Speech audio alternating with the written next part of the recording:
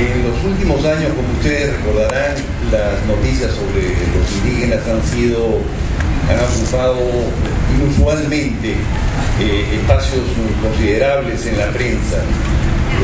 Digo inusualmente porque en este país se pensaba que el tema indígena era un tema ya superado y acá solamente habían peruanos y nada más.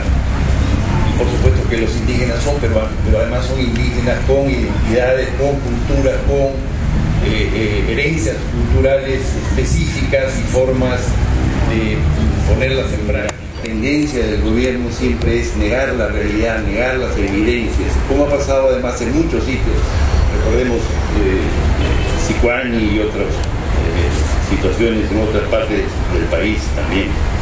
La tendencia es negar la evidencia, por más que ésta golpee brutalmente en la cara de todos los ciudadanos. En el caso de los achuares habían incluso informes oficiales del Ministerio de Salud que demostraban que los análisis hechos en la sangre de las personas demostraban que habían porcentajes de metales pesados por encima de los límites permisibles de la Organización Mundial de la Salud. Habían análisis también de Produce que demostraban lo mismo en los análisis hechos en los peces, pero a pesar de todo eso se seguía negando la evidencia hasta que finalmente se vio obligado el gobierno a reconocer la existencia de un problema y se suscribió un acta a fines de ese año que se llamó el Acta de Doriza. En el Acta de Doriza se fijaba una serie de condiciones para sanear el ambiente y para también atender los problemas de salud que tenía la población, y eso se viene más o menos cumpliendo. Lamentablemente en este caso debo decir que las partes que más se incumplen son las partes que corresponden al gobierno y no, curiosamente, a la empresa.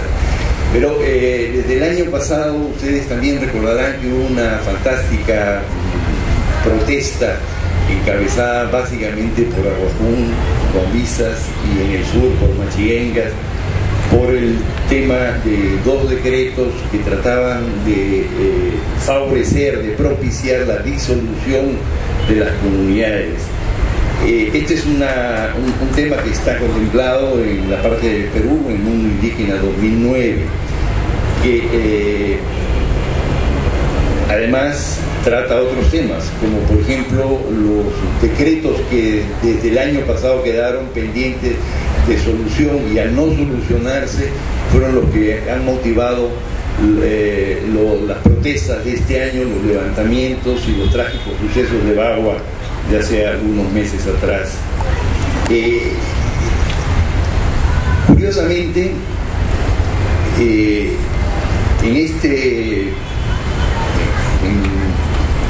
a raíz de los sucesos del año pasado, una agencia que, por cierto, está muy bien que exista, como APSI, que es la Agencia Peruana de Cooperación Internacional, comenzó a comportarse al mismo estilo que SUNAT durante la época de Fujimori, es decir,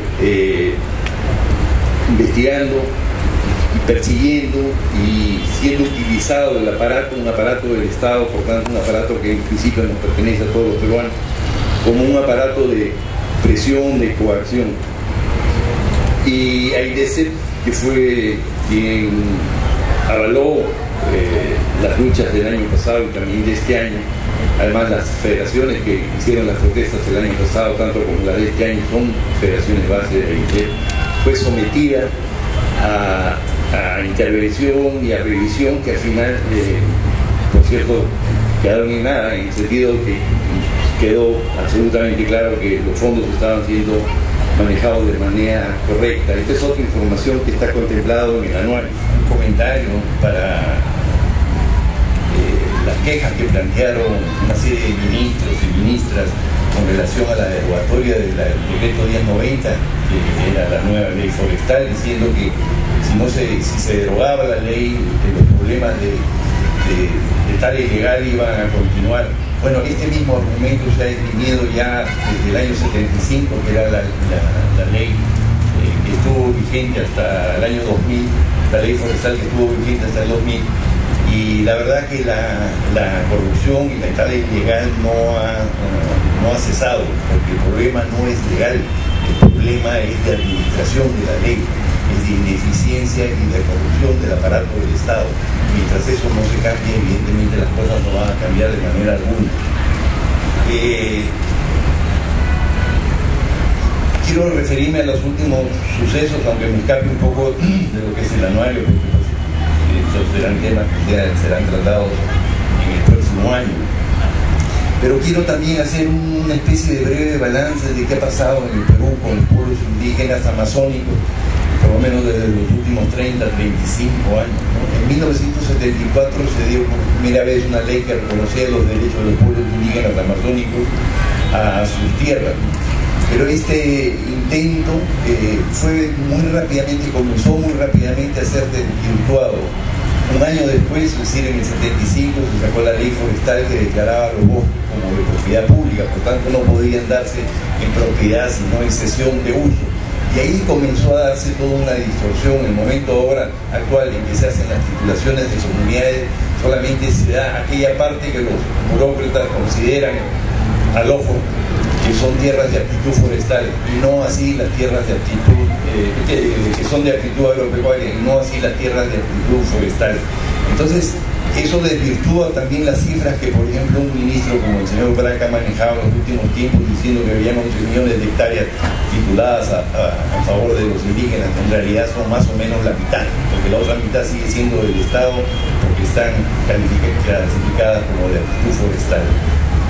Y a partir de ahí han venido una serie de intentos cada vez más duros para tratar de desarmar, de desarticular a las comunidades desde el punto de vista social, y para tratar a la vez, simultáneamente, de arrebatarle sus tierras. El primero fuerte fue en 1995, durante el gobierno de Fujimori, con la famosa ley de tierras, que buscaba reducir el quórum de las comunidades para que éstas se pudieran disolver. Entonces bajó el